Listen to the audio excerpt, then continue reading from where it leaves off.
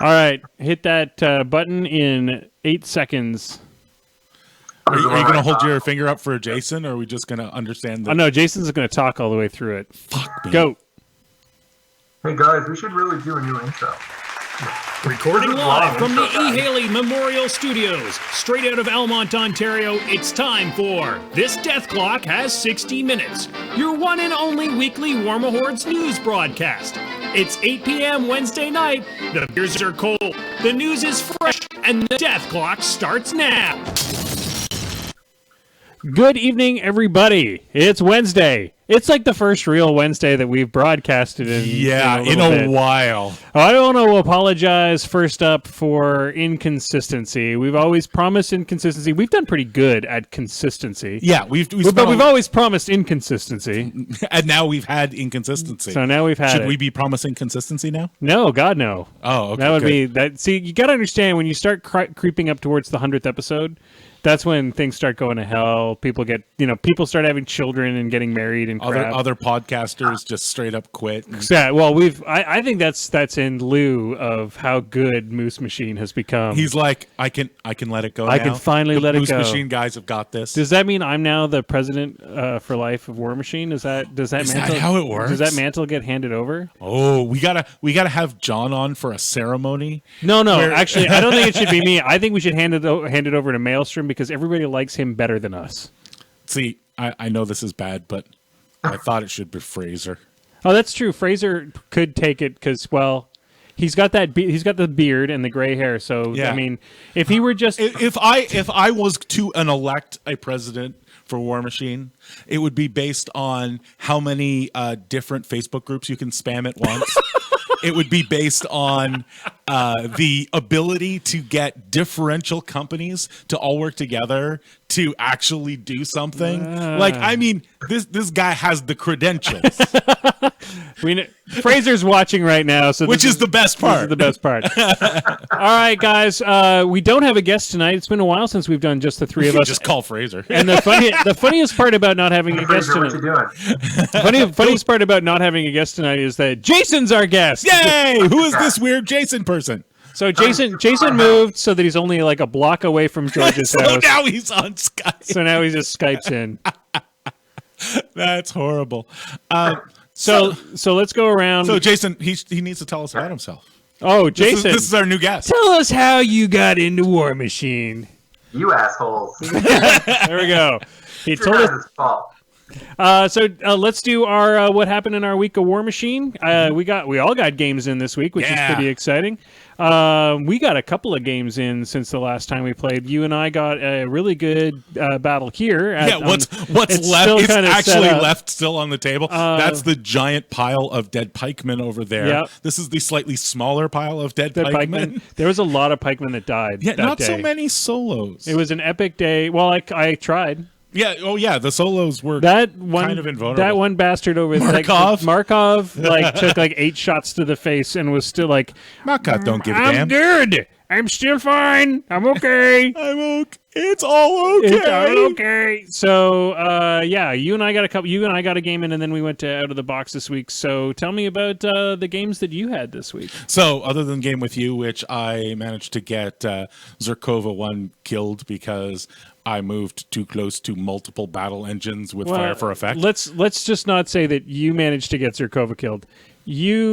I should have put Zerkova farther back. You also faced Osram and some ridiculous Osram, tank. I need to acknowledge that you beat me in the game because you had a better tactic, and I need to also acknowledge the things that I did wrong. And the biggest thing that I see that I did wrong was I got Zerkova too far forward. Leaving Zerkova in the wind. Yes, that was the thing I learned from that game was don't put Zerkova there. Yeah, that was a good choice. And then you switched back to starting to play with your cock again. Yeah. So we've got a Champions event coming up August 6th here. If you are in the area, you can get on the wait list. Mm-hmm. I think I had a meeting today with Danny, and I think we're going to bump it up to 22. We might be able to get to 24, but we currently have 20, and we've got 7 on the wait list. Cool. The Heart 7 guys actually are probably going to be up for this. Awesome. But I don't have any casters in Scorn that are on Champions. Oh. And I don't have any... So you had to resurrect your... I don't have any Kador casters that are in Champions. So you had to resurrect your COC, and you got a test game in last night. Yeah, and it went relatively well. I played into Bruce, and Vlad won. Mm-hmm. He made a tactical error, the top of one. He charged one of my casters, and under what is it? Destruction Initiative, the one Convergence theme force. You'd think I'd know it. So under Destruction Initiative, I get plus 2 inches of movement. So with that plus 2 inches of deployment, the full movement from my Prime Axiom, and him running directly at me, he was just within Mom's drag range. Ooh. And then I missed both shots. Oh, there you go. So a top of one assassination doesn't happen very often. No, and I needed a 10 on either of the hits, and then I won the game, but I didn't. So it took me 3 more turns to get my drag off on Vlad, and then I dragged him in and had no focus to finish him off. So then I had Vlad 4 inches from Mom. Fortunately, Mom, being a Convergence caster, is 15-17 by default, and she was sitting on 5 focus. So she just tanked it like a boss and managed to win the game. Yep, cool. Jason, what? Tell me about your games, bro. I played a game with Bilac, that rotten son of a bitch. It was pretty good.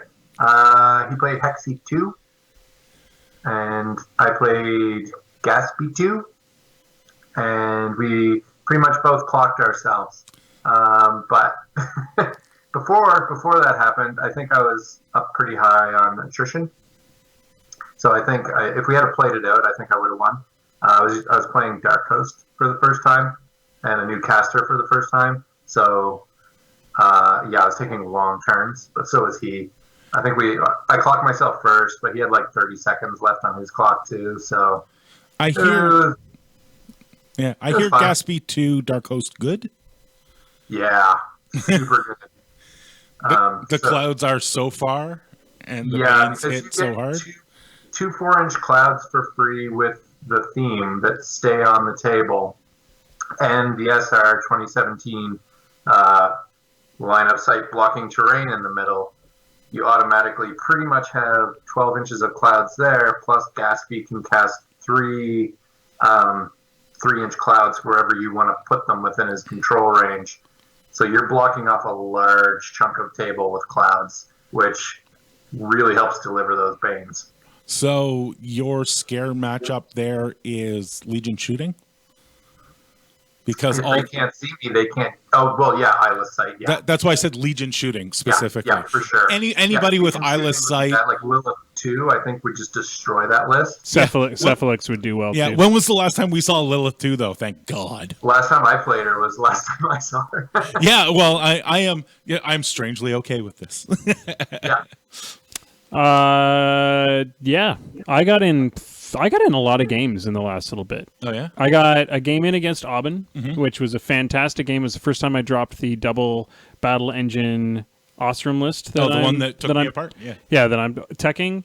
Then I got a game against you with the same list. And then last night I got called out. Yeah. Brian Latour called me out to drop my Shea freebooter spam. All the booters. And the worst part is I basically, I mean, I haven't. Here's the thing: we talk about this a lot on the show, and so I'm just going to reiterate this. It's really hard to play a caster when you played it one other time, and I screwed everything up, and I misunderstood about 3 different combinations of things, and having that many large bases was weird for me because I got used to dredge spam and bunnies, which don't have a million large bases. And I just kind of my placement was horrible. Like, I would run one in and I'd do 2 shots and I knock the guy down and then realize that there was no space for another booter to run in and actually take advantage of it. I didn't hand out focus to myself properly. And that Kador Jack spam, he played it flawlessly. So ran forward, blocked. I mean, he did exactly what he needed to do. I think the freebooter spam has has game against a Khador Jack spam, but you need to be a competent player, and I am neither in practice with Shay nor a competent player. So good job, Brian Latour. Oh, but and I learned it was kind of amazing seeing something in the neighborhood of 600 boxes on the table. It was nuts.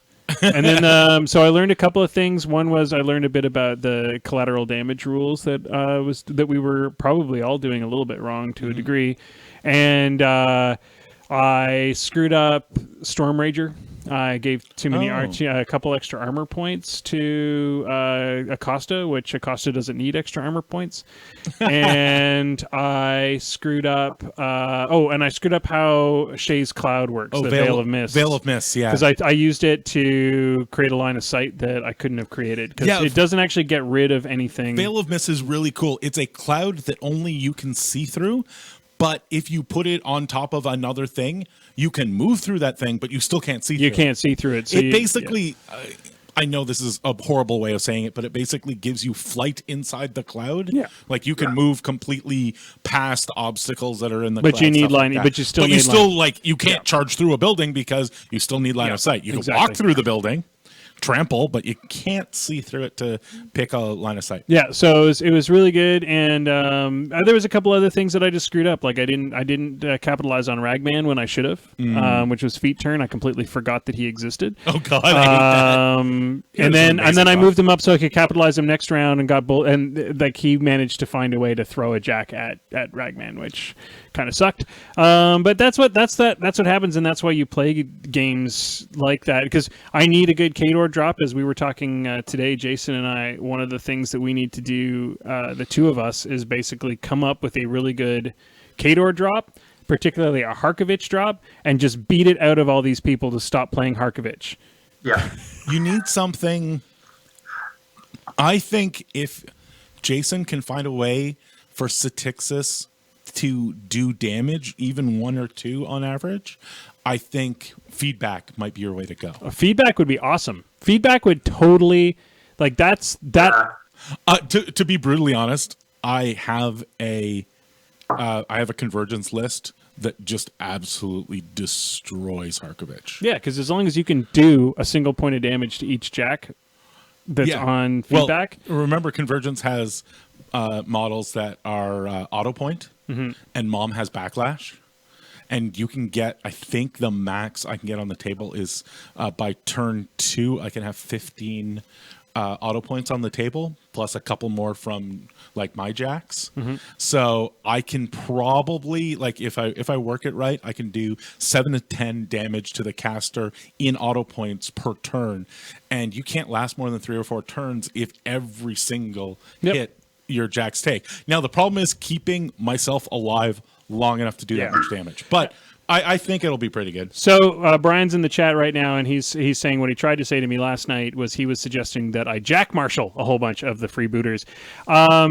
Screw that.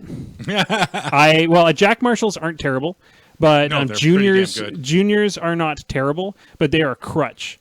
And if you the thing with that Shay spam is you get so much for free that you don't need it. You really just need to give the extra focus to the one jack that's going to take care of the knocked down dude. That's the whole way that trick works. And if there's ways around it, and it's nice to have jack marshals, but as soon as you start adding in jack marshals, you start taking away everything else. You have to start removing. Is Shay's Feet Battle Group? No, it's all privateer. It's privateer models. But the whole thing about that is that as soon as you start, like if you're putting in let's say a 4-point Jack Marshal, and then you put in a 6-point Junior Warcaster, and then another 4-point Jack Marshal, well, now you're down a free booter. You're down a booter and a half, and or you're sacrificing one of your other techs. So I mean, there's good points and bad points. I just think that it's a hard matchup no matter what. Anyway, moving right along, I probably will never play that list regularly ever again. So I'm going to go back to my Ostrom double tank jank. So we'll see how that goes. All right, guys, we got a ton of news this week. First and foremost, George, first thing this morning, walked into the local gaming store, and picked up his Grimkin. Yep, I grabbed 75 points worth of Grimkin. So now I may or may not actually play Convergence at the Champions event since it's Grimkin, yeah, Jason's wiggling his. I was about to say, like, followed by like an hour and a half later, Jason drove to the local gaming store and got his Grimkin. So I did a what's in the box. So if you hit our YouTube channel, which is changed, it's now youtube.com/c/moose machine. You can actually see all of the stuff that's in the Child, the Death Knell, Skin and Moans, and the main army. I don't want to see all the stuff that's in the Child. That's weird. Jason, so you got your Grimkin. You haven't even opened that bad boy yet. It's still covered in plastic. Yeah, I've been working all day. The plastic is for his protection. I had to take time off to go get it, so then I had to make up for it. I also got the battle engine, too. It is so good. It looks really pretty. That model is so nice. I've been idly looking at the actual lanterns to see if I can redo them in plastic so I can put LEDs in them. Oh, that would be really badass. Yeah. Well, there's more than enough room to hide batteries inside the main carriage itself. So I just have to basically recast the lantern in plastic, so in clear resin, because then I can paint all the bits that don't have light coming out of it. Well, if you build it, I will paint it. Ooh. And then we can have a competition model that's like the George Will competition model that glows. That would be amazing. That would be amazing. So challenge on the table. So I'm looking at so George has all of his stuff spread across the table. Nothing assembled yet, which is because you had to sleep at one point or another. Because you've been up all night waiting for your Grimkin. One of the cool things I noticed just when I walked in today, now that you've started to go through it, is the sculpting and the clarity of the cast. Gorgeous. Now, a lot of that has to do, and we've talked about this before, a lot of it has to do with how new the molds are. Yeah, well, it's weird. If you flip over the battle engine there, you'll notice that it says PP17. Yeah. That is literally the newest model I've ever seen. Like, I've never had a model that was released in the year in which I got it. So you're looking at fresh molds, and I think PP stepped up their game, man. Their models are looking. Yeah. Also, the way they assemble looks a lot better. The plugins are. I'm looking at all the. This was actually something that was really great about Convergence. It had a lot of the little pegs that don't go in the wrong model. Yeah. And this is just I see as a logical extension of that. I don't think. Now, these are all plastic models, but I don't think I'm going to have to pin any of this. No, you should not with the plastic models. Yeah, I think I might have to do something with the battle engine, but I mean, all of the other stuff, I don't think I'm going to have to pin any of it. That's a massive improvement. PP takes a lot of flack from the community at large for the difference between their models and other companies' models who have had an extra 20 years of and not having hard plastics for everything. And not having hard plastics for everything. But you can see that they're definitely working towards a whole different level. So, Jason, you're opening your box right now, it looks like. Yeah. That's the battle engine box. Yeah. I recognize it. Look at this. Just pull out the main wagon itself. Yeah, look at the detail on that guy. That is amazing. Crap. That is amazing. Yeah. As I said, if you're watching at home, you can flip over to the video that I did. I show that really nice and close to the There's camera. honestly like hardly any mold lines on these. Yeah, this is going to be like super clean. Well, I figure if I put my head down like tomorrow night or something, I could assemble the entire army. Yeah, I'm sure a lot of people who got theirs this morning have already assembled most of. Yeah, I'll bet there are people playing right now. Okay, so that's the Grimkin release, but we have other news other than the Grimkin. We've talked about Grumpykin enough. Hashtag Bilac, hashtag Grumpykin. We had the Steamroller release came out on Monday, I believe. Yes, it was. and official 26. Really early. I think Hungerford was up at like 5 or 6 a.m. hovering over the button. Yeah. Well, think about it. It came out here like 9 o'clock, and he's 3 hours ahead of us. Yeah. So that's like 6 a.m. that he put it up for us, which was really nice. Well, there was a lot of people like appreciate it. a lot of people were like bugging him, like reset the clock, let it go. We're gonna let him sleep. So we're gonna go to the roundtable discussion in a second, and we're gonna go through that packet and sort of. Well, we'll go through it for about 10-15 minutes. I think we'll try not to go too crazy in depth because the rest of you all have done it. But this will be sort of a gloss over of some of the cool things that we noticed. The next thing that's pretty damn exciting is the new Journeyman. Well, update to the Journeyman packet. I don't have that one in front of me. It's okay. I can sort of they've sort of adjusted the points a little bit. They added Grumpykin in Grimkin. Damn you, Bila. They've added Grimkin in to the document, so now you can play them in Journeyman. We all had a chance to look at it. Have you had a chance to look at it, Jason, since they dropped the new Journeyman lead packet? I looked at it briefly. I didn't really spend any time with it. I will, of course, spend more time with it later on, but I'm going to have my normal complaint about the Journeyman. I said this when they came up with the new Journeyman League format, and I stand by it. I was hoping that when they released the Journeyman League 2017, that they'd tweak it. It's boring. It doesn't play fun. It doesn't play. The point cost system means that a lot of people, if they were staying within the point cost, aren't going to have truly viable armies at the end of it because they had to stick within the 15 points or hold themselves back a week in order to get some of the better critters. Particularly when you get into those 18, 19 point crux things like Warp Wolves. I see that's a problem. I also don't see any incentive at all for practice players or advanced players to join it. Well, to be fair, it's not for them. But that's what often makes the best Journeyman leagues. Absolutely. When you have experienced players starting new factions, I think that is one of the best things to have in a Journeyman league. Yeah. But I think the problem is that they're not aimed at them at all. You don't have to aim it at them in order to make it enjoyable for them. You aim it for the new players, but you still want to attract the older practice players to teach the new players how to play, to be absolutely honest with you. Yep. A TO, like I TO'd a Journeyman League this year. There is no way for me to be at both stores. Like, let's say I only got new players. Yeah. That's all I got for the...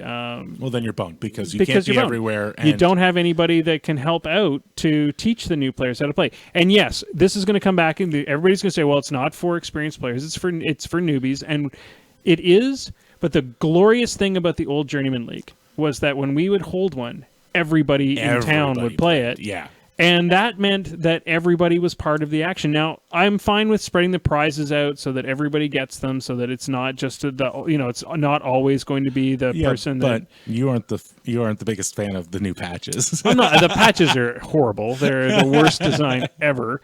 Sorry, PP. I like most of the things. I really love the old design of the patches. The old design was great. It looked like a military patch. This looks like a weird thing with a blue penis on it. I wonder if we can do our own patches. There's enough government guys in the city. It's true. And the last thing is I really like, I mean, you and I both are fans of adding system on top of system. So for our Journeyman Leagues, we've always added achievements that you can get, which give bonus points, which encourage, and there's, we were joking around this a bit on Facebook today. There's joke achievements, which are like do something silly that's never been done before. But a lot of the achievements that we design are designed to force you to do things that are learning things, like do a throw, a headbutt. Do one of each power attack. Yeah, so that now you're like, well, I can get this as long as I understand how these rules work. Yeah. Which is cool. That's the kind of thing I like to encourage as well. But anyway, that's my harp on the Journeyman League. You had a chance to look at the packet. I mean, you have a slightly different perspective than I do. So. Well, it is not that different. I do like Journeyman Leagues. I do not like the point system that they are currently using. I think you're right. I think it's too restrictive. I would like to see... there's also another huge problem with Journeyman Leagues, and that is that they are for people who are new to miniatures games, not for people who are new to War Machine. Right. What... one of the wonderful and horrible things about War Machine is it is very unlikely to be your first miniatures game. Your first miniatures game is much more likely to be something really accessible like X-Wing or 40K or Fantasy or something that has a huge name behind it, something that you picked up because you were like, oh, I've heard of Warhammer. Even if the thing you had actually heard of was War Machine and you just didn't remember the name right, which has happened so many times. But those players who actually know how to play a miniatures game, if you run them through a journeyman league, they have no idea how a War Machine game actually runs. Yeah. Because when you do this league, you're adding a lot of models that don't have synergies with each other and don't have the right point values and don't really fit together.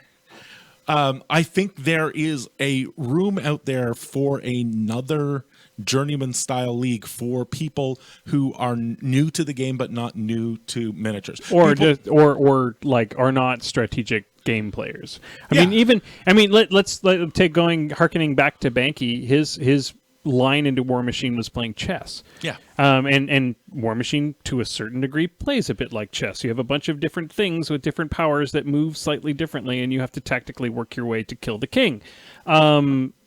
So, yeah, anybody who's sort of a gamer to start with, it doesn't. I think that there's a better packet to be designed, and I think the cool part about this is I understand what PP's trying to do. I think the cool part is that's leaving a window for us to design something that, or for not necessarily me, but the community at large to design something that's more fun. Yeah, one thing I would love to see, and this is just something in the back of my head, is a packet, like a Journeyman League packet, where someone, maybe I'm going to have to do this at some point, goes around to a bunch of top players and collects up a 75-point list for every single, like a tournament viable 75-point list for every faction. And then you break that list down into a 0-point list, a 50, so like a 25. preset. So a preset list. So you take away the actual army building. So you take away the army building from it. And what this does, this doesn't say this is how you build an army in War Machine. No, this is how you play War Machine. Here is the box that you buy. Like you buy this army box. So you still have the modeling and painting and stuff. And so it's even so you actually buy a box. So you don't even have to worry about does my location have in this mini. You can do a whole thing. So you go to your store and you say, we're going to do a Journeyman League. I have 3 Crix players, 2 Convergence players, and 1 Khador player. And he orders one of each of those boxes, and you guys get them, and then you can immediately play each level. You never have to worry about somebody who didn't pick up a model. Bring in your $1,000, and you too. Well, hopefully you've gotten PP in on this, and it's less than that. But, I get you. I think the bigger window is to just create a different Journeyman League packet that is fun. I don't know about restricting people. I'm thinking about how to teach the game. Yeah, you're actually thinking of going the opposite direction. I'm thinking more of like, how do we keep a community-based, because Journeyman Leagues are a large part of our local meta and our local community. It's one of the things that most people get excited about. I'm thinking more along the lines of how do we create a Journeyman League that still keeps our meta excited to join in. Mm-hmm. And maybe not everybody agrees that that's a good thing, but I always think that that's the best thing, because that's how I learned how to play. I learned how to play during a Journeyman with a whole bunch of really experienced players who sat there and beat the crap out of me, but I learned how to play, and then I found the point system from the old Journeyman worked to let you do that, so you ended up with a decent army at the end with the help of the experienced players, and that's part of it. All right, so moving right along, our roundtable this week, we're just going to go through the packet. Oh, yes. And discuss the 2017 packet, and we're going to discuss... because, of course, it's no longer #fake rules. It is no longer fake rules, ladies and gentlemen. They are real. I'm looking at... rules. What was that, Jason? Sorry? Real rules. #real rules. Yeah. So much has not changed since this was in CID. Much has stayed the same. Mm-hmm. What happened, Will, with Token Gate? Because that's one of the first pages of the new Steamroller. Yeah, Token Gate has basically been tuned. PP still got what they wanted. They're still getting less tokens and measuring tools on the table. Just a prettier game overall. Right, and we've talked about this extensively during the whole token gate thing. Jason and I agree. But I think we need to put a cap on it here. That we need to put a cap on it here because we've watched hundreds of games when we live stream. We have seen players that don't use tokens or hardly use them at all. Mm-hmm. And we know that tokens are an important part of the game because we've seen those players screw up because they don't know what power is on what, or they don't know how much focus is on another thing. And then we've seen the other extreme situation where we've watched players completely measure out their entire turn. Beyond it just not being a pretty game, it's also annoying for the person on the other side of the table. We know that guys like John, who are guys who really love tokening and love pre-measuring their turns out, their argument is that I play a cleaner game. And I agree. You can play a clean, you do play a clean game. This, I think, is open enough that you can still play that clean game. Yeah. And to be clear, they've basically said, just to sort of summarize it, that while you're doing one thing, you can put down all the tokens and bases and stuff for that thing, and then you got to pull them off. Per measurement. Yes. You're allowed to have as much shit on the table as you want to make a single measurement. Yeah. This means, and I think that this boils down to, if you're measuring a unit's turn, you can't put a stick down for every single person in the unit, a cloud down for every person in the unit, a proxy base for every person in the unit, decide that, no, I don't want to do that because I don't quite get to where I want to, and then reset the whole damn thing. That's what they're trying to stop you from doing. Yeah. You can still measure one thing at a time, and it still leaves a little bit of an element of randomness. Jason, how do you feel about their final decisions on how tokening works and measuring sticks and all that jazz? I think it's really good. I don't know if you guys watched Lock and Load. Corey Burns, who we met at the Sioux, fantastic guy, Legion player. Oh, that game was awesome. Yeah, I really enjoyed that one. He did really well. He was on the stream, but he had at one point had 5 measurement sticks down on the table for an entire turn. And I don't know about his opposing player, but I had no idea what the hell those things were pointing at, what they were doing. And it was very confusing as somebody who was just watching. To be clear, they were playing under 2016 rules, right? Yeah, they were playing under 2016 rules. So it was completely legal for him to do that. Mm-hmm. But I'm glad that kind of play is going the way of the dodo because it's just, I think it's too much. I don't like the look of it, and I think it's not nice to watch. And I know Privateer Press puts a lot of emphasis on making a pretty game. They don't stream the masters because it's not necessary that the models are painted. And I think that they want a pretty game. They want people to walk by or see the game and be like, that looks really cool and it looks fun. When there's a bunch of measuring sticks and stuff on the table, not so much. It looks like a math problem. So I'm actually really happy with the decision. I think it's a nice midpoint. Yeah, and I agree with you. As I said earlier in the show, I've watched 100 games at least on the stream at the SO. I mean, at least that many games. And as a viewer, it's not great. Now, I will say as a player, I do agree that measuring sticks and all of this pre-measuring have made for a much cleaner game, and that's awesome. But I think that there is a way to balance it, and I think they've done an okay job. I think most people's problem, and I still contest, I still say that this is the problem with doing this, is PP defining how people play their game is kind of the crappy part. George, thoughts on the final token gate thing, and then we'll leave token gate behind and forever and ever, and never talk about this again, except for when you auto lose a game because you had too many sticks. God damn it! No, I like that it's any number of pieces on the table. I don't want to call them tokens because it's technically measuring devices. So it means that things like steppers are still allowed. Yeah, because I was kind of worried about that. But other than that, I like where it ended up. I'm I'm a proponent of real hashtag 3D terrain. Yep. I'm Jason's gone for a crap. no, he's gone to get something to sop up his drink, I think. I just spilled my drink everywhere. I might need a new keyboard tomorrow. Yeah, I got one here if you need one. Okay. And I think that this is a good medium between the two. Yeah, I agree. I think you're right. I kind of think PP may have stepped slightly beyond their bounds, telling people how to play the game like that. But if they're going to step outside of their bounds, I think they've done it in a reasonable way. So another thing, I don't know if this was in the original packet years ago or whether this has changed. One of the things I noticed in the modeling and painting section is they also say a blurb about encouraging this game to be played painted. Yes. And this is kind of, I don't know if this has been around for a few years. I haven't gone back to the old document to double check it. But to me, this is kind of a change of tune for Privateer Press, because part of the whole appeal to this game in the very beginning was you don't have to play it painted. That's the cool thing. So the guy, whereas other games you do to do anything tournament level.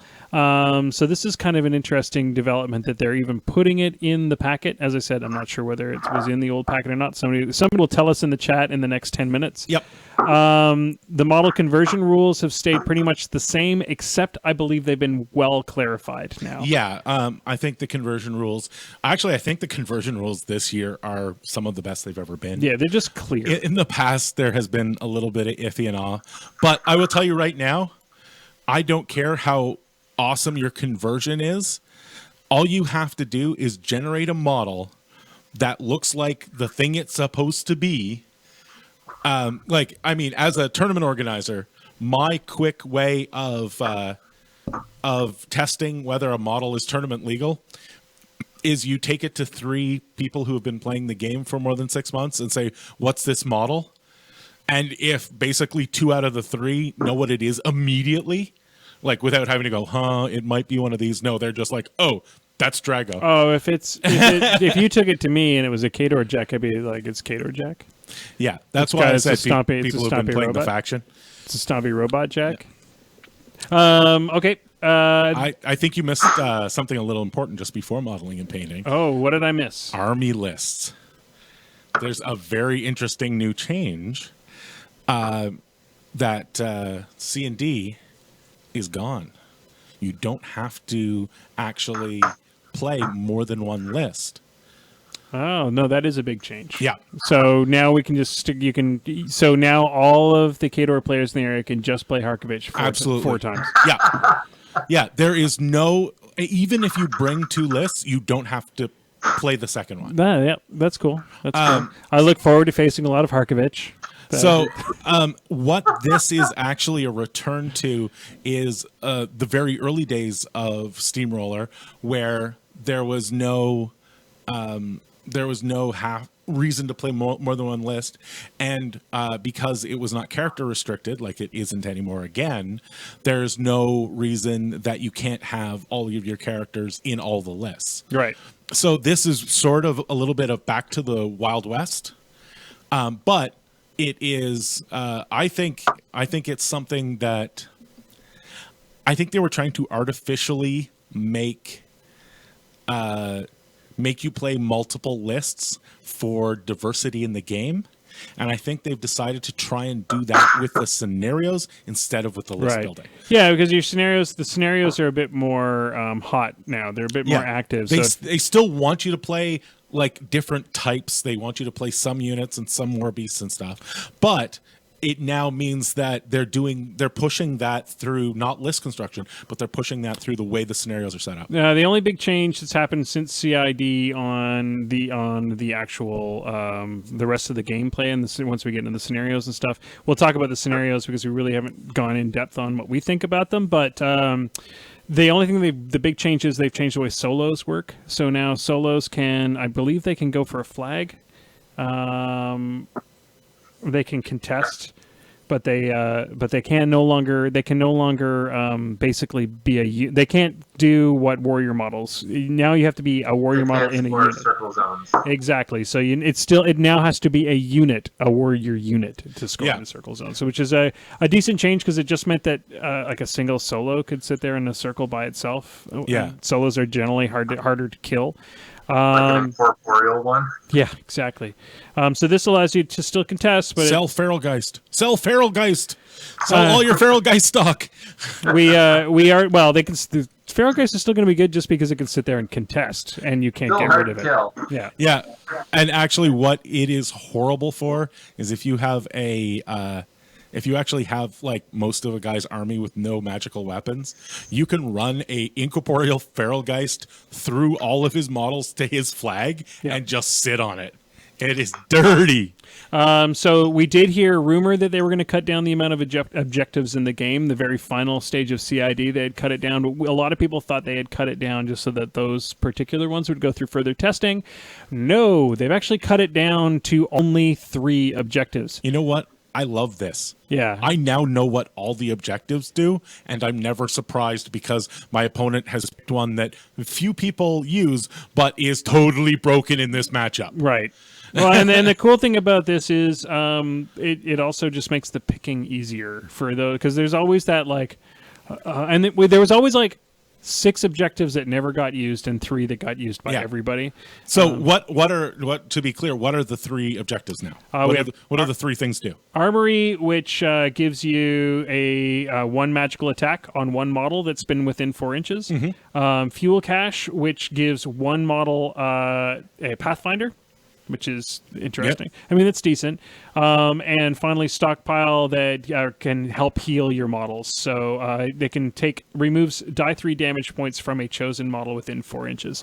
So all of these are usable, but none of them are game breaking. It doesn't change how you play the game. There's no being able to light people on fire from these. There's literally just, it solves. There's no extra cloud like we saw in the end of.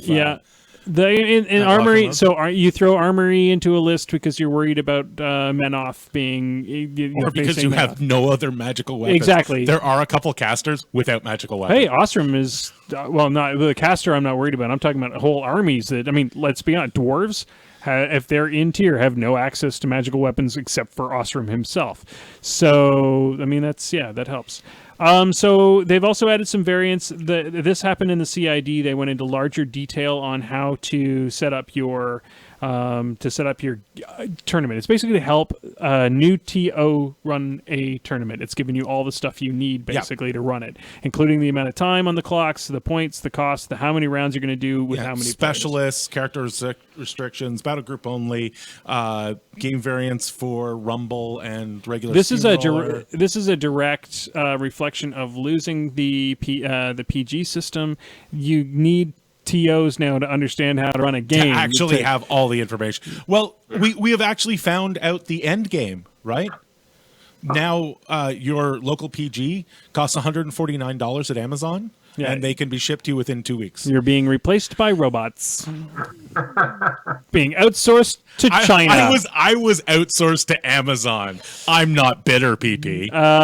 Okay, so let's go through the scenarios, guys. We're just going to give a quick overview. We're only going to spend about 5 minutes on this because we do have a focus for this evening, and I want to get that done before it's trivia time.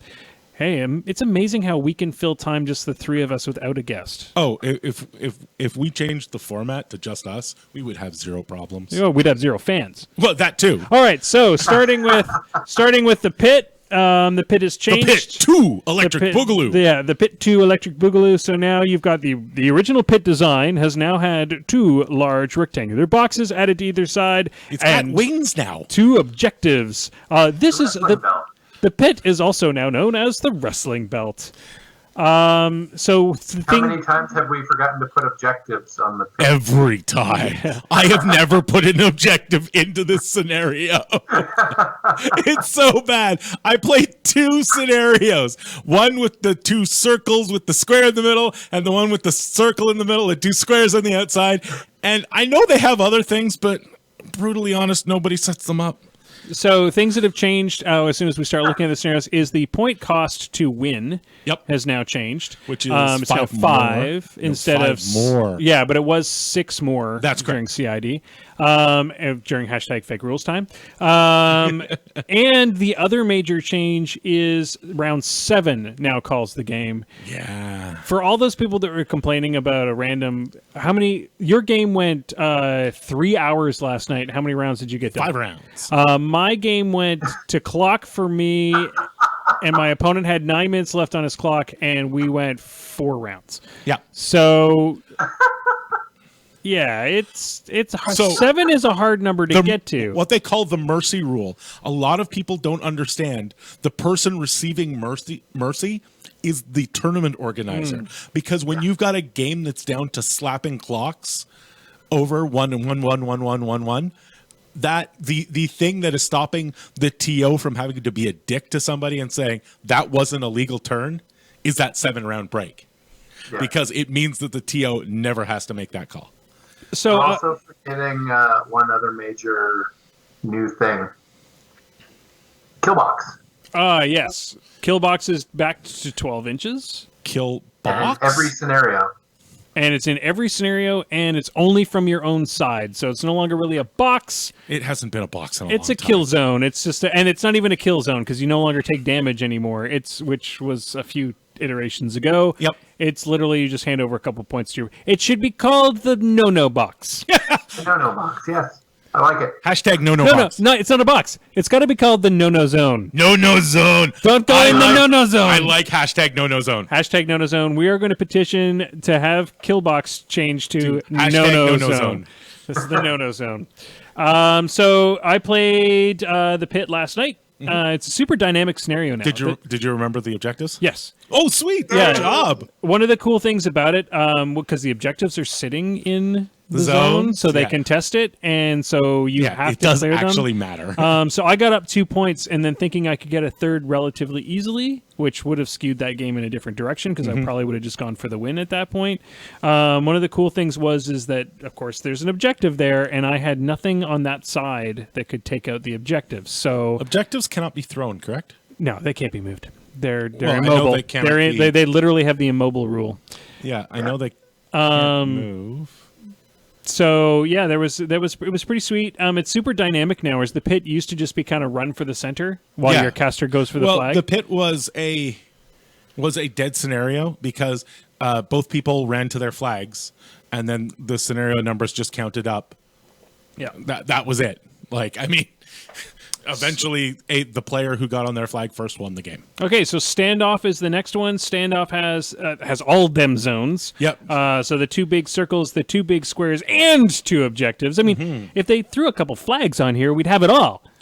Their flags. We need more flags. Hashtag more flags. Again, another super dynamic. I love these new scenarios. They're forcing you to do stuff. And although the argument could be made that you can kind of ignore scenario with the 5-point difference, you still can't forget about it. No, you can't ignore it. You can mitigate it easily, but you cannot ignore it. Yeah, this one's another one that's pretty dynamic because you do have those objectives that are in your opponent's zone. Now, you can sit there and score your own zone, but so can your opponent unless you're contesting his zone somehow. So you have to be super far forward with something to contest. Otherwise, you're just going to sit there and let your opponent run up points, and you're not going to get any farther ahead. So it's kind of a different way.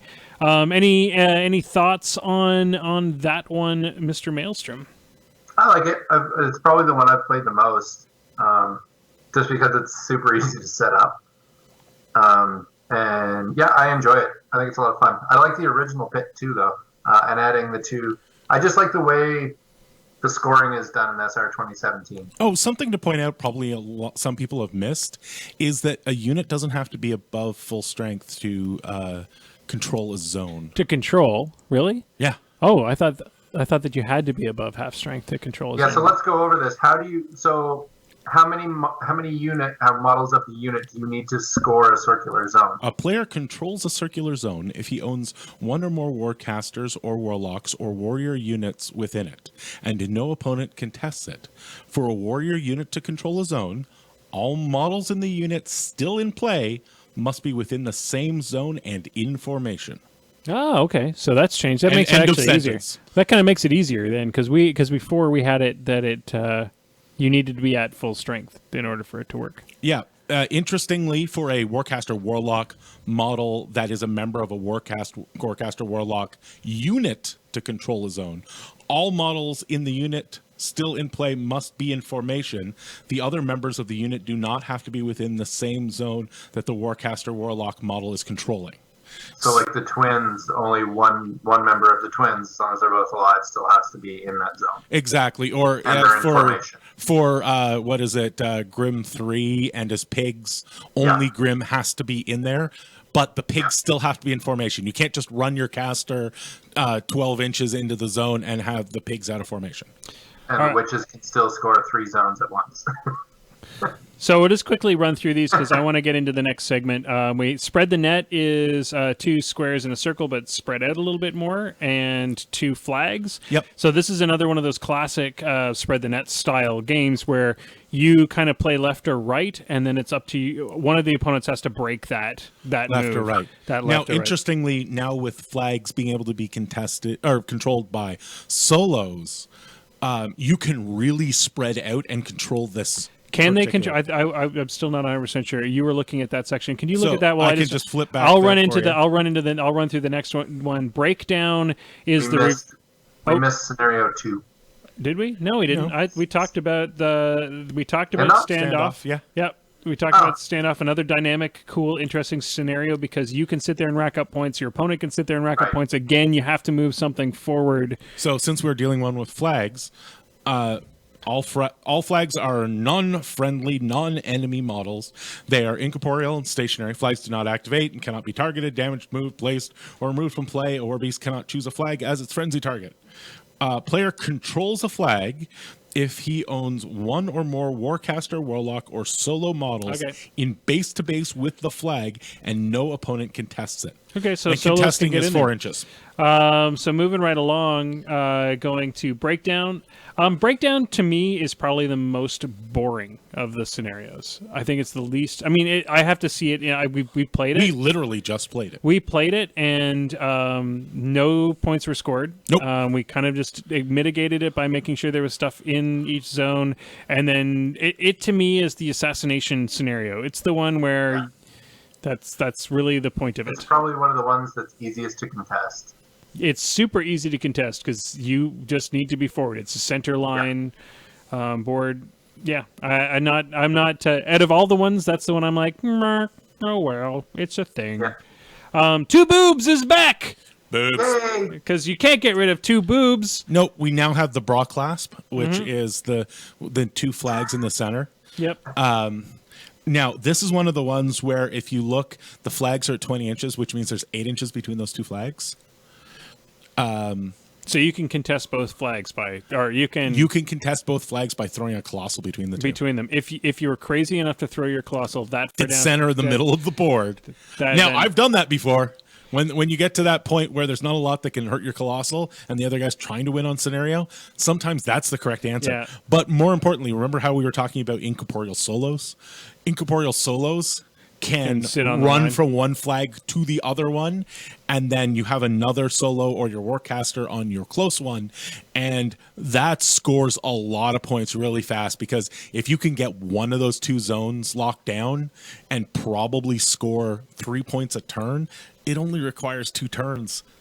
I think adding the 2 flags makes Outlast a far more dynamic scenario than it has been in you the past. really got to protect those flags. And remember, there's circular zones and no square zones. So if you're a jack spam, Yep. you got no way to score except for the flag. You better have brought some solos for those flags. Yeah. Same thing for Recon. Recon has no circles. This is all squares. So in this case, your variety of lists say, I better have a list that's got some jacks in it because, well, I mean, you're always going to have some, but they better be relevant jacks, not That's just right. one colossal. We're not going to talk too much about the Rumble scenarios because, well, They're Rumble scenarios. They seem fun. Hopefully they're okay. people play them. We'll do a Rumble tournament or something. Interestingly, it's a D6 roll now for a random scenario. And for all you TO organizers out there, Pit, then standoff. Recon 2. Did we do Recon 2? Yep. So for all you guys, it's Pit, add a circle to standoff, and then pull the flags and one square to go to breakdown, pull the square, and add the two flags for Outlast. So that we're never going to play Recon ever is basically what you're saying. At a tournament, you could, but it doesn't fit the remove or add one. One. It doesn't fit the laziness. Yeah. I'm going to need you to hit the lightning round button. I know you haven't hit that button in a while. A button, but it's time. We're going to leave SR2017 behind, and The lightning round. oh, that was terrible. That was like it all jumpy and stuff. All right, go back to the podcast stream. Stop that. And I totally screwed up. Anyway. Yeah, because it wasn't supposed to be a lightning round. It was supposed to be. Folks, that's what we haven't done in forever. Focus. Computer's like breaking down because it's trying to do two streams at once tonight. And it's trying to figure out what the hell you're talking about. Yeah, I know. It's one or the other. All right, so what I want to talk about for Focus is, you learned a little thing about CMA and CRA last night. Yeah. Which means that we need to revisit how CMA and CRA work. CMA and CRA are two little icons on your card. One is two swords, one is two guns. That means that you have either CMA, which is a combined melee attack, or CRA, which is combined ranged attack. So going over to George, who has his handy instruction manual open. Give us a sort of quick overview as to how CMA or CRA works. So they both have a bunch of things that are the same. You have a bunch of guys in a unit with CMA or CRA, and for each model in a combined melee attack or ranged attack, you get +1 to the attack and damage rolls. Now, the non-obvious version of thing about that is it's for every model in the attack. So two guys get +2, you're not adding one for one guy. You're actually getting a +2 for going to two guys. Yeah. You get one for every person that's part of it, not one added onto the person that's the originator. Yeah. The other thing is that everybody that is part of the CRA or CMA must have line of sight to the target. That's super important. One of the things is that all the rules for combat are the same for each model. So each model must have been able to perform the combat action themselves. So if you've got guys that are out of range, they can't contribute to the combined ranged attack. Yeah. If you have guys that aren't in melee, they can't combine into the CMA. Yeah. So everybody has to pick a target that is a valid target for everybody. So here's the important thing, because you learned something last night. What did you learn about doing a CRA or CMA? Combined ranged attacks cannot target a model in melee unless it has a huge base. Combined ranged attacks can target huge base models in melee normally. So this is important, guys, because I don't think 90% of the players out there realize that. I didn't realize it. I know right off the top that I don't think I have any units that have CMA or CRA anymore.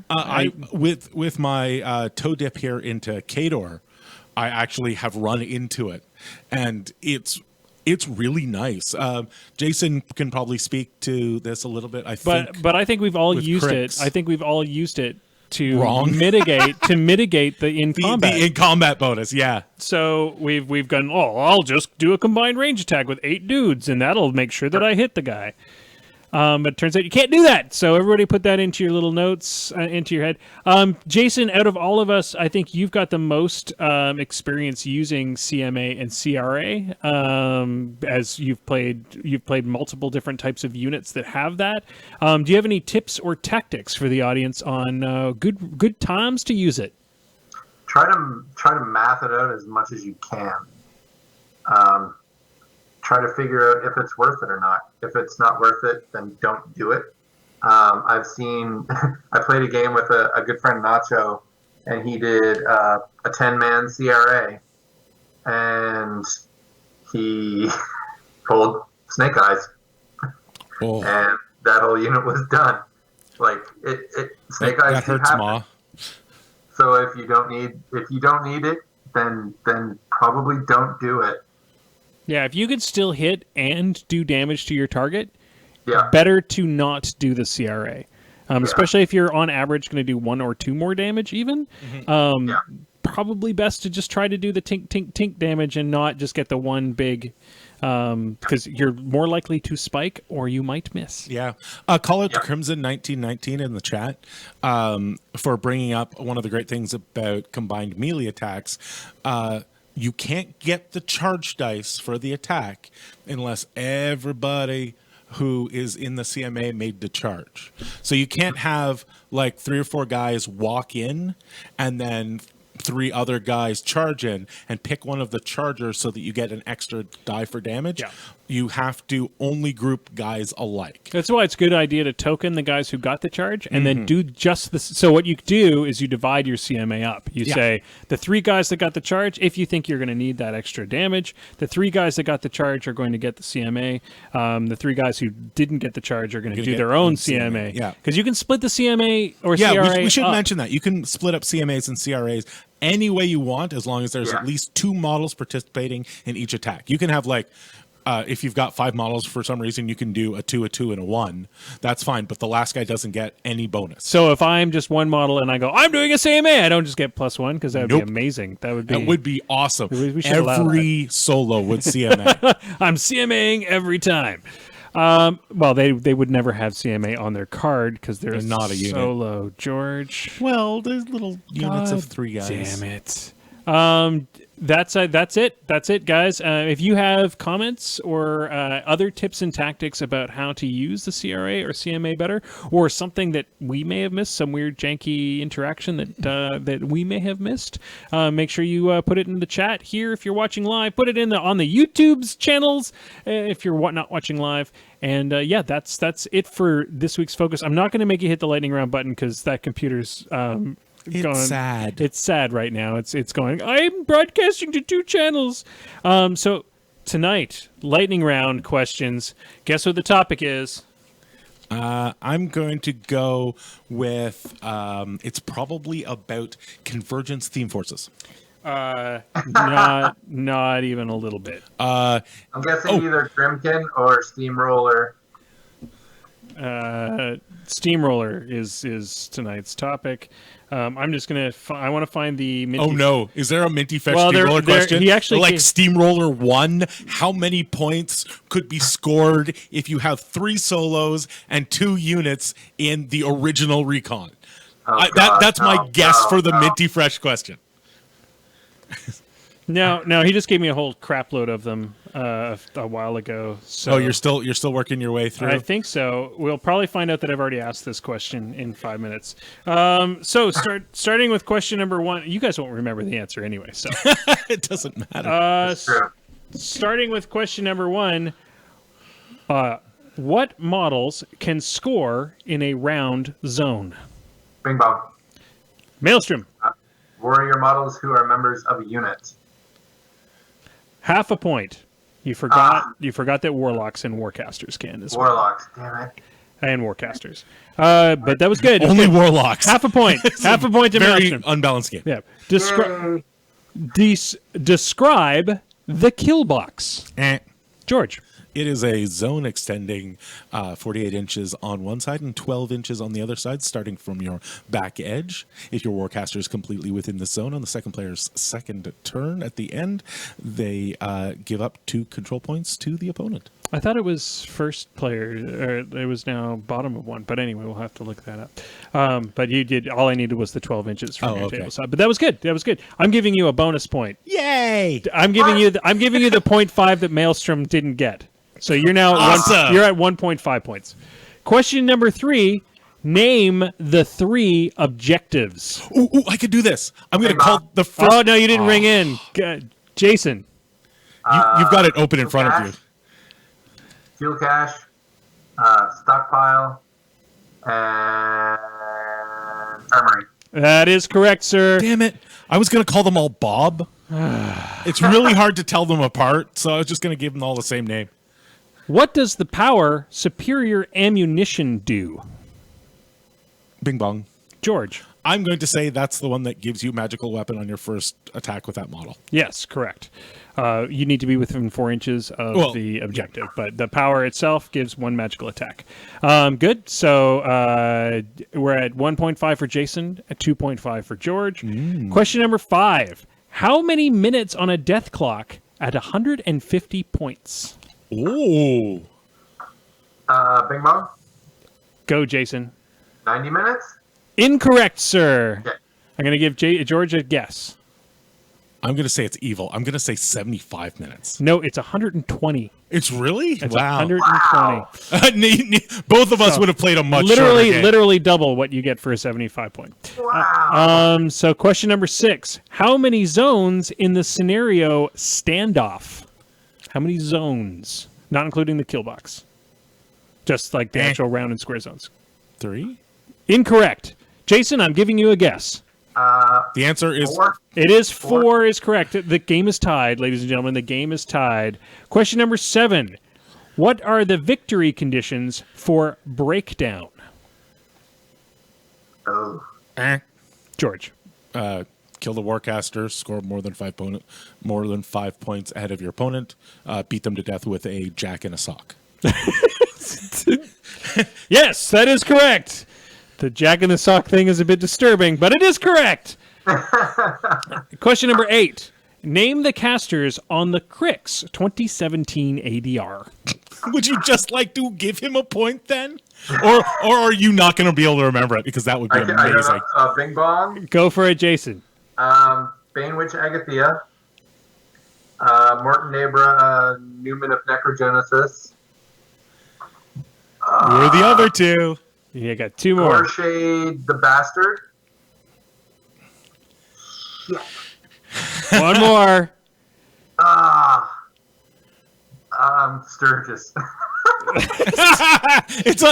I'm giving him a point, but the fourth one is Asphyxius the Hellbringer. Do I get a point if I could do the convergence ones? I'll give you a point if you can do all the of course you can do the convergence ones. It's the same. Not Axis this season. This time. So question number. So this is a tough one. This is going to get meta. I'm going to decide who wins by your answers. Oh no. If I paint my models in the colors of McDonald's and make them look like redheaded clowns, are my models legal? George. No. Why? The reason is that they cannot be iconic of a brand. If you didn't have the red-headed on the models, you could probably get away with it because just red and yellow as a color scheme is fine. But if you then go to the next level, like putting a logo on it, making them all look like a mascot or something like that, that's where you lose specifically it. Because Ronald McDonald is an iconic. And he's actually copyrighted. Yeah, well, he's copyrighted. So but if any iconic thing, if you make it look like a red and yellow clown you're in with trouble. red hair, that would technically, I think you'd probably be able to get away with it. But at the same time, the spirit of the rules is that ain't kosher. That ain't kosher. And if you look at the rules, they actually say it cannot look like any iconography from that company. So not just. A lot of people get locked on the logos, It's but not just logo. it's not just the logos. Okay, so the Minty Fresh question of the week is, I know I asked that one. Filling dead Oh my air. gosh. It's a thing we're doing right now.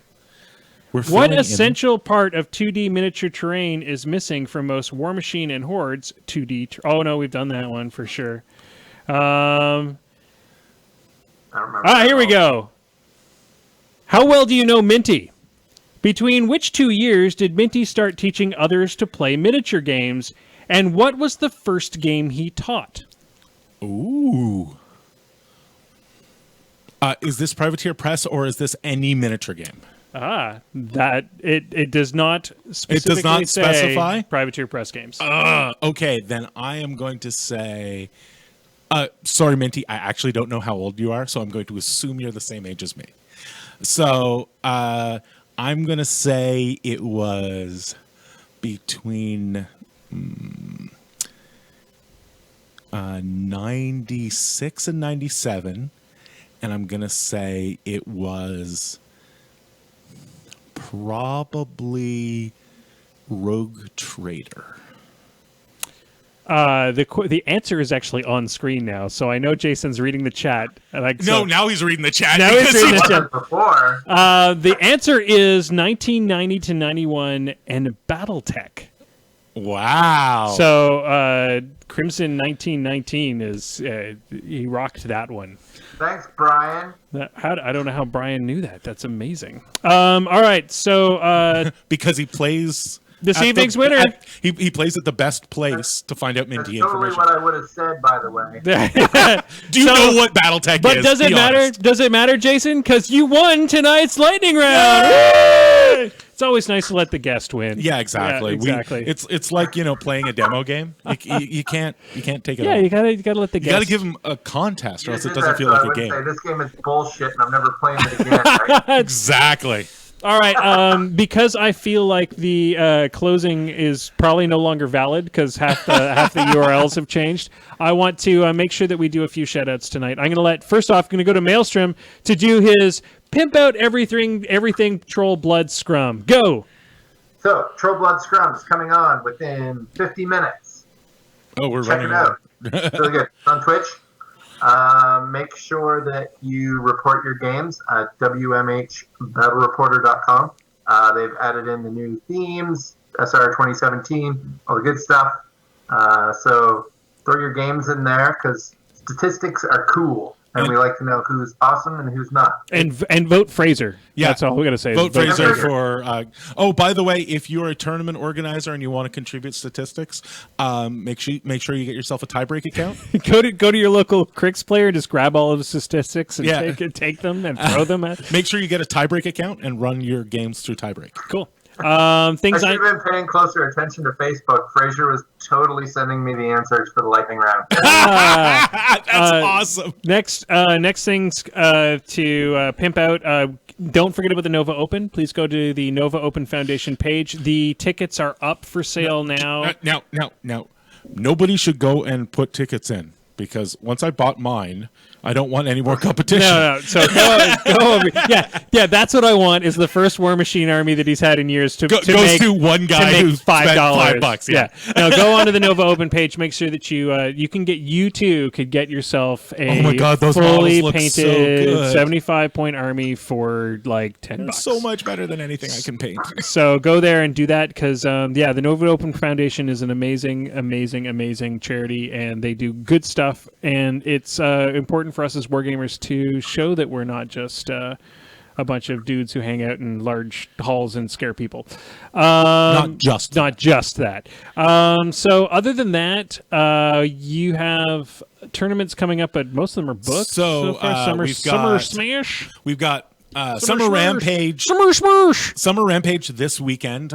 Come out on Saturday to Out of the Box and smash some jacks or squish some war beasts. It's going to be a lot of fun. Then August 6th, we have a completely full Champions tournament. If you have any interest in that, get on the wait list. There's always a couple people who have unexpected kitty winker problems or can't make it for some reason. Their gallbladders explode or something. And then after that, we have Capital City Bloodbath. You need to get your tickets now. They are actually going pretty quickly. It's going to be an amazing 3 days of painting, and it's a War Machine weekend invitational. So if you win the tournament, you're going to get a invite to War Machine weekend, so you don't have to play in the last chance qualifier. You will just be in. I unfortunately am not going to be there this year That's too because I bad. got to go make the monies. It's going to be amazing. If it's anything like last year, there's going to be probably somewhere in the neighborhood of $1,200 worth of prizing on the line. I'll just wait for whatever nobody picks up, and you can bring me back a few things. It's not like it hasn't happened before. Also worth noting on Troll Blood Scrum tonight, Will Pagani is going to be on to talk about the Troll CID. Who's Nice. that? Who's Pagani? Pagani? We had him on the cast. Oh yeah, that's right. He's that He- schlep he- that we had on the he cast. He's that guy that was hanging out with Jackson. Yeah, Well, you know, well, once- he was the once guy you've that done Jackson. once you've kept done the- Moose Machine, Yeah, you know, anybody. then it's wide open after. One thing I do want to highlight for everybody is there are in the Ottawa Montreal meta there are 2 upcoming tournament series, and one of them is going to be determined by the winners of a bunch of tournaments in Montreal and in Ottawa. Oh, wow. So get out to those tournaments, rep your city, because there is going to be a gigantic battle of the Québécois against the dirty English people. You know what's really funny is, we're joking around about Will Pagani being on a Def Head Dice. Is actually Fraser's the one that broke the PP barrier. Yeah. He was the first one to get Dallas on, and then we were all like, And we're like, wait a second, if Fraser can do it, Fraser can do it. we have a chance. But that's why vote Fraser. All right, exactly. so we're going to wrap this up. Just quickly, I want to give a shout out to our sponsors. The guys at Crooked Mile are brewing great beer. They're going to be holding an event sometime very, very soon. So keep your eyes open for that. The second thing we need to give a shout out is to our boys at the Wizards Tower, boys and girls. Oh well, I can't say they're in stock anymore. I don't know how many are left. They may be out of stock now, but go down to the WT. But they probably have a few left. Get your models on. They got them all. They have a full stock. So if you're looking for what you need, the Wizards the Tower place has to got go. it, and you can order from the Wizards Tower anywhere. So Yeah. you can do it. Go online. If you are like some of our wayward players, you can even get some Magic cards there. yeah, exactly. They are the place for Magic in Canada. In 6 months, when In you get tired of Canada. that crap and the Wanna fact that come they've back, you changed can everything, you can sell all sell all your your Magic Magic cards. and buy more models. That's right. Get all your models back. Yeah. And then beg for all your painted stuff back. Exactly. So after that, I want to make sure that we also shout out to the Muse on Minis Network. We will be this podcast will be there tomorrow. Go there, subscribe to their podcast feed, and you will get all the best podcasts. Yeah, there is an amazing set of podcasts. So in there. yeah, you could literally drive for days just on one download. I literally have. And last but not least, there is another tiny bit of news. We have confirmed that my painting course will be happening in September That's gonna be Out of the fun. Box. So if you're in the Ottawa area and you want to do, we're going to do basic to intermediate. So I've already said to some of the advanced painters that talked about going, I'd love to have you guys there, but want to give those seats over to beginning painters first, because I know we're going to have at least 5 like newbie Are painters. you going to try and get in some special guests later on, like maybe get in James? Craig? Well, Craig be there? No, I'm For literally weathering. going to be busy painting. Teaching a painting course all day. You're going to be teaching painting courses, but I mean later on. So I've gone to your Oh, regular you're one. wondering if we can do a series? Yeah, I've gone to your regular one. I've gone to your advanced one, and then maybe we get that's in a great some special idea. guests. Well, let's start with doing this one. See if we can sell it out. We've got 15 spaces, is what we've discussed. Only 15 spots. 15 spots. Hey, I can't teach more than that. Like guess that's true. you're not going to get anyone. I was like 10, and he was like I'll tell you- 25, and I'm like 15, and he's like, okay. I'll tell you right now, you've got 14 spots because I need all the help I can get. And Jason's already locked his spot down. So yeah, you 13 can also spots. You can also hang out with the Moose Machine gang. And we'll be dealing. No, we want people to come. Oh, right. So we'll be just, anyways, that'll be mid-September. It's going to be $35 out of the box. We'll be teaching basics to intermediate skills and with a focus on toothbrush blending and color theory. So that's what's going on there. That's it for all my shout-outs for this evening. Sorry, that took a ridiculous, that was like 15 minutes of shout-outs. That's like Mouth John length. Yeah, I know, right? We should wait a second. Pass me a Grimkin model. Wait, hold on. Hello, this is the child for Before we go this evening, we need to give a moment of silence. for the passing. The passing, the leaving from the great podcast world of Menoth John. Yeah. Just one moment of silence. There we go. Goodbye, Menoth John. We hope you come back someday. If we're really lucky, we might be able to get him on a cast to do a retrospective. Hey, we before can he be goes. able to get him on as a guest. Yeah. All right, ladies and gentlemen, that is all for this evening. Thank you for joining us. We'll see you next week. Oh, your computer's completely frozen.